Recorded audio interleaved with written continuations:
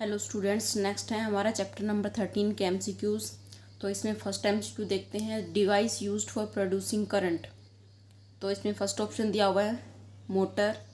तो मोटर देखो, मोटर जो है करंट प्रोड्यूस नहीं करती, वो क्या करती है, वो इलेक्ट्रिकल एनर्जी को मैकेनिकल एनर्जी में कन्वर्ट करती है। सेकंड ऑप्शन क्या है हमारा एमीटर। एमीटर क्या होता है, जो करंट को मेजर करता है, करंट को प्रोड्यूस नहीं करेगा, ये हमें सिर्फ करंट की वैल्यू बताता है। उसके बाद है जनरेटर। तो generator is the correct option. Generator क्या करता है, इलेक्ट्रिक करंट को प्रोड्यूस करता है। Next, the phenomena of electromagnetic induction is the process of charging a body. Process of charging a body, उसको हम इलेक्ट्रोमैग्नेटिक इंडक्शन नहीं बोलते। The field consist of concentric circles concentrated on wire. ये भी electromagnetic induction का phenomena नहीं है। तो ये तो एक मैग्नेटिक फील्ड है, जो एक वायर के अराउंड जो कंसेंट्रिक सर्कल्स होते हैं उनको हम मैग्नेटिक फील्ड बोलते हैं। The field consist of radial line, ये भी हमारा करेक्ट ऑप्शन नहीं है। तो लास्ट ऑप्शन क्या है, producing induced current in a coil due to relative motion between magnet and coil. तो इस फिनोमेना को हम बोलते हैं electromagnetic induction. Next question number 3, at the time of short circuit the current in the circuit. First option है does not change, यानी जब short circuit होता है तो सर्किट के अंदर करंट क्या क्या होगा, वो इंक्रीज करेगा या डिक्रीज करेगा, क्या होगा। तो या तो इंक्रीज ही करेगा या डिक्रीज, ये ऑप्शन होंगे। डज नॉट चेंज ये ऑप्शन तो हो ही नहीं सकता। तो नेक्स्ट है इंक्रीज हैविली। तो this is the correct option, increase heavily, यानी बहुत ज़्यादा अमाउंट में करंट इंक्रीज हो जाएगा और जो है अप्लायंस जो है हमारे ख़राब होने के चांस रहेंगे शॉर्ट सर्किट के अंदर।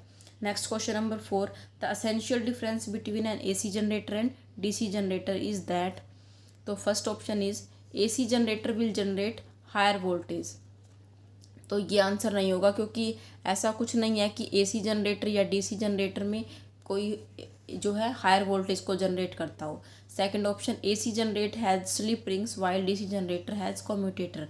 तो ये हमारा राइट आंसर है कि जो एसी जनरेटर होता है उसमें जो है स्लिप रिंग्स होते हैं, यानी कि कंप्लीट रिंग्स होते हैं। और जो डीसी जनरेटर होगा उसके अंदर क्या है, कम्यूटेटर, यानी स्प्लिट रिंग्स भी बोलते हैं। उसके अंदर जो है हाफ रिंग्स होते हैं जिनको दो पार्ट में स्प्लिट किया होगा। नेक्स्ट है question number 5, which of the following correctly describe the magnetic field near a long straight wire. तो इसमें फर्स्ट ऑप्शन है the field consist of concentric circle centred on the wire. तो इसके अंदर यही ऑप्शन हमारा करेक्ट है, ऑप्शन नंबर ए। यानी जो अगर हमारे पास एक करंट कैरिंग वायर है तो उसके अराउंड जो फील्ड होगा मैग्नेटिक फील्ड, वो कंसेंट्रिक सर्कल्स की फॉर्म में होगा। तो आगे ऑप्शन देखने की ज़रूरत नहीं है, इसके अंदर यही ऑप्शन जो हमारा करेक्ट है। लेकिन फिर भी हमें जो है नेक्स्ट ऑप्शन चेक कर लेंगे, the field consist of straight line perpendicular to wire. जो मैग्नेटिक फील्ड है वो जो है स्ट्रेट लाइन्स की फॉर्म में नहीं होगा, जो वायर के परपेंडिकुलर कभी नहीं होता। नेक्स्ट है the field consist of straight line parallel to wire. तो ये ऑप्शन भी हमारा इनकरेक्ट है। तो next question number 6, the positively charge particles, यानी कि अल्फा पार्टिकल्स हैं, projected towards west is deflected towards north. जो पॉजिटिवली चार्ज पार्टिकल है वो क्या है, वेस्ट की तरफ जा रहे थे और मैग्नेटिक फील्ड में रखने के बाद वो अपने जो पाथ से डिफ्लेक्ट हो गए नॉर्थ की तरफ, यानी जो करंट है वो इसमें हमारा नॉर्थ की तरफ हो गया। Clear. The direction of magnetic field is, तो अब मैग्नेटिक फील्ड की डायरेक्शन क्या होगी। तो इस चीज़ का पता लगाने के लिए हम Fleming left hand rule use करेंगे।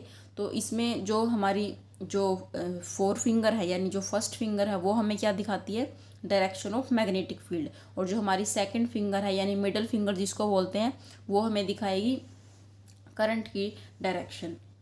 क्लियर। तो यहाँ से हमें पता चलेगा कि जो अगर हमारा जो करंट है वो नॉर्थ की तरफ है तो मैग्नेटिक फील्ड हमारा होगा अपवर्ड। तो second option is the correct, upward होगा हमारा। Next, which of the following property of A proton can change while it moves freely in a magnetic field. कि एक प्रोटोन अगर मैग्नेटिक फील्ड में move कर रहा है तो कौन सी प्रॉपर्टी जो है उसकी चेंज होगी। तो फर्स्ट ऑप्शन हमारा यहाँ पे है मास। तो मास के बारे में हमें पता है, mass can never be zero. Mass जो है किसी भी बॉडी का कभी भी चेंज नहीं होगा, only weight can change. Second है हमारा ऑप्शन स्पीड। स्पीड जो है चेंज हो सकती है। उसके बाद है वेलोसिटी, वेलोसिटी भी हमारी चेंज हो सकती है। तो लास्ट ऑप्शन हमारा है बोथ बी एंड सी। तो this is the correct answer. Next है question number 8, a rectangular coil of copper wire is rotated in a magnetic field. The direction of induced current changes once in each ऐसा देखो किस में होगा, ये motor के अंदर ऐसा होता है या फिर जनरेटर के अंदर ऐसा होगा जिसके अंदर एक रेक्टेंगुलर कोयल है वो जो है रोटेट करती है मैग्नेटिक फील्ड की वजह से। तो वो रोटेट कितने साइकिल में करती है, तो फर्स्ट ऑप्शन है हमारा यहाँ पे 1 रिवॉल्यूशन, सेकंड है हाफ रिवॉल्यूशन। तो हर एक हाफ रिवॉल्यूशन के बाद जो है वो अपनी जो डायरेक्शन है वो चेंज करती है। तो second is the B option है हमारा half revolution. Next, generally the colour of the live wire. अब देखो हमारे पास जो वायर है, वायर्स के कलर है, लाइव वायर का जो कलर है वो हमारा होता है रेड। तो इसके अंदर ऑप्शन देखो ये ग्रीन, ब्लैक और थर्ड ऑप्शन हमारा है रेड। तो जो रेड ऑप्शन है ये हमारा जो है करेक्ट है, यानी लाइव वायर का जो कलर है वो रेड होगा। अगर हमारा यहाँ पे आ जाए न्यूट्रल वायर, तो न्यूट्रल वायर का जो हमारा कलर होता है वो ब्लैक होगा। Next question number 10, the magnetic field inside a long straight solenoid carrying current is. एक लॉन्ग स्ट्रेट सोलेनोइड के अंदर जो मैग्नेटिक फील्ड होगा वो हमारा फर्स्ट ऑप्शन देखो यहाँ पे दिया हुआ है जीरो। जीरो तो कभी नहीं होगा, मैग्नेटिक फील्ड सोलेनोइड के अंदर मैग्नेटिक फील्ड कभी भी जीरो नहीं होगा। सेकंड है is same at all points. तो ये हमारा है राइट आंसर कि जो मैग्नेटिक फील्ड होता है वो हर एक पॉइंट पे सेम होगा। Next, what is the frequency of DC. तो डीसी की फ्रीक्वेंसी हमारी जीरो होगी, तो इसके अंदर जो सी ऑप्शन है जीरो, ये हमारा करेक्ट ऑप्शन है। नेक्स्ट क्वेश्चन है हमारा electric motor convert. Electric motor क्या करेगी, फर्स्ट ऑप्शन है electric energy to heat energy. तो इलेक्ट्रिक मोटर जो है हीट एनर्जी में कन्वर्ट नहीं करती इलेक्ट्रिक एनर्जी को। सेकंड है electrical energy to mechanical energy. तो ये हमारा है करेक्ट ऑप्शन, क्योंकि इसकी इलेक्ट्रिक एनर्जी को हम किसी भी जो है मोटर क्या करती है उसको मैकेनिकल एनर्जी में कन्वर्ट करती है, यानी जो रोटेट करवाने का काम करेगी। तो उसके आगे हम कोई और इंस्ट्रूमेंट जो है मोटर को यूज़ करके हम घुमा सकते हैं। Next question number 13, in an electric circuit fuse acts like अ। तो इसमें फर्स्ट है पावर एम्पलीफाइंग डिवाइस, पावर को एम्पलीफाई करता है, नहीं फ्यूज़ ऐसा जो है कोई काम नहीं करता।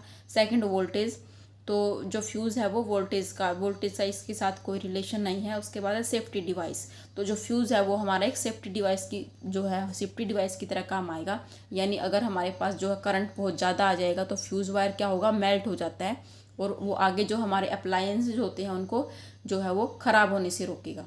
तो इस तरह ये सेफ्टी डिवाइस का काम करेगा। Next question number 14, the work done in carrying a unit positive charge from one point to another is known as.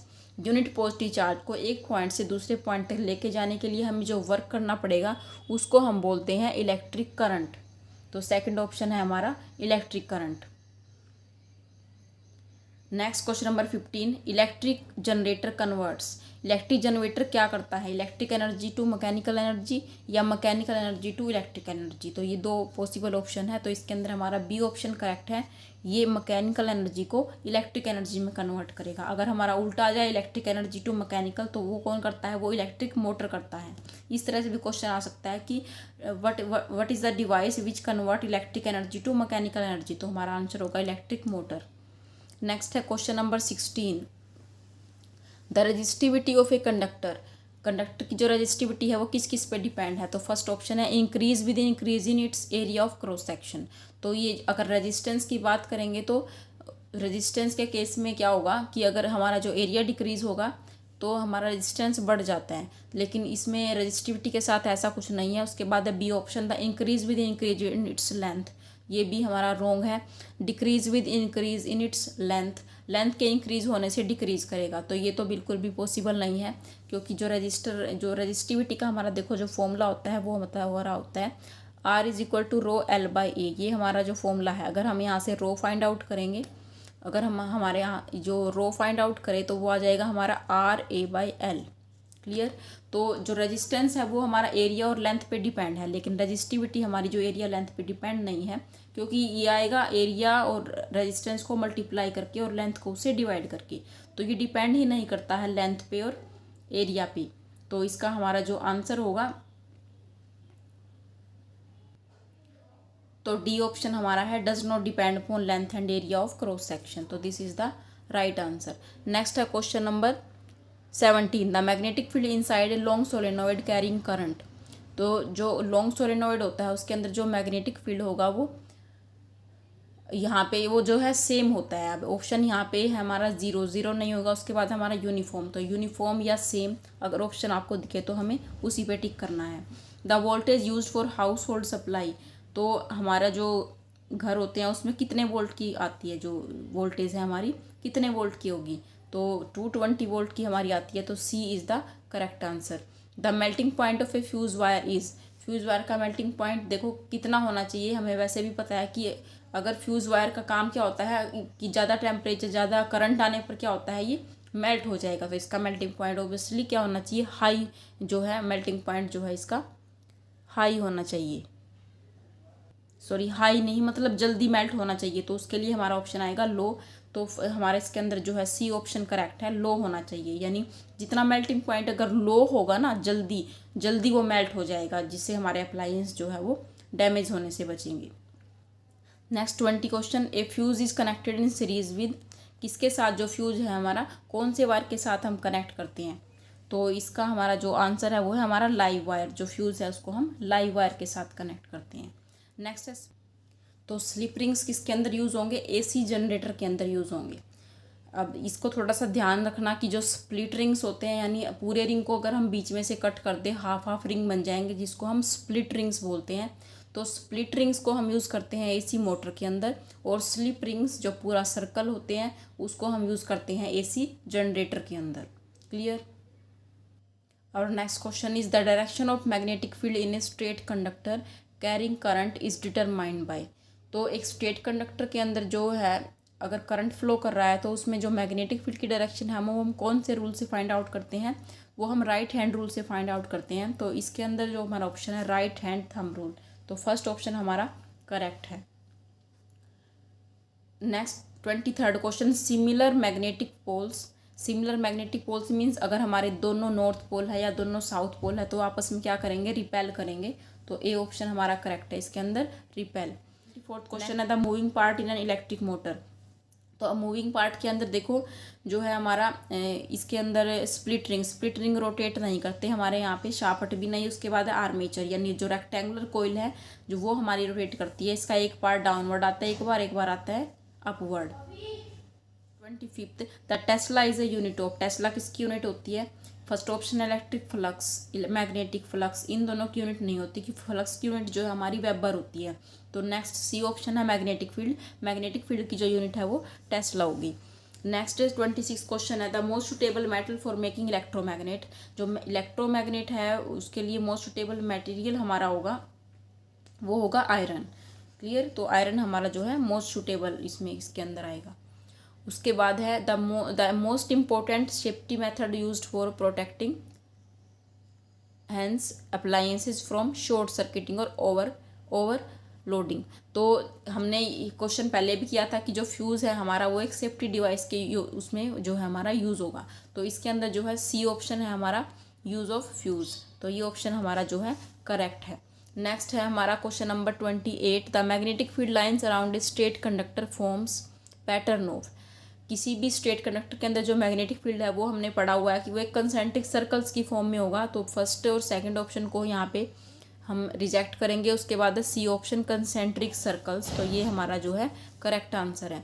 Next है हमारा the direction of induced current is given by. Induced current की direction कौन देता है।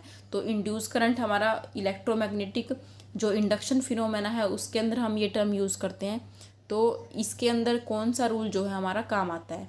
तो first है Fleming left hand rule, ये हमारा नहीं है। उसके बाद है फ्लेमिंग राइट हैंड रूल। तो इंड्यूस्ड करंट की डायरेक्शन जो है हमारी फ्लेमिंग राइट हैंड रूल से दी जाएगी। नेक्स्ट है हमारा फिल इन द ब्लैंक्स है a coil of many circular turns of insulated copper wire wrapped closely in the shape of a cylinder. तो उसको हम बोलते हैं सोलेनोइड। तो यहाँ पे हमारा आंसर आ जाएगा solenoid. Next at the centre of current carrying loop the magnetic field appears to be. अगर देखो कोई भी करंट कैरिंग लूप है उसके अंदर जब करंट फ्लो करेगा तो मैग्नेटिक फील्ड ऑब्वियसली किसकी फॉर्म में होगा, कंसेंट्रिक सर्कल्स की फॉर्म में होगा। लेकिन अगर जो जैसे जैसे हम लूप के सेंटर की तरफ आएंगे तो जो फील्ड लाइंस है वो हमें स्ट्रेट नज़र आएंगी। तो यहाँ पे हमारा आंसर आएगा straight. Next frequency of AC in India, AC की जो फ्रीक्वेंसी होती है वो होती है 50 hertz. Next the earth wire is use to save an electric appliances from, किससे करता है, ओवरलोडिंग से हमें जो है अर्थ वायर बचाएगा। क्लियर। नेक्स्ट है the magnetic needle points along. Magnetic needle जो होती है वो हमेशा उसको हम अगर एक धागा बांध के या फिर मैग्नेटिक कंपास के अंदर जो मैग्नेटिक नीडल होती है या फिर एक मैग्नेट बार मैग्नेट को हम एक धागा बांध के फ्रीली अगर उसको सस्पेंड करें तो वो हमें नॉर्थ साउथ डायरेक्शन की तरफ जो है पॉइंट करती है। तो यहाँ पे हमारा आएगा नॉर्थ साउथ डायरेक्शन। क्लियर।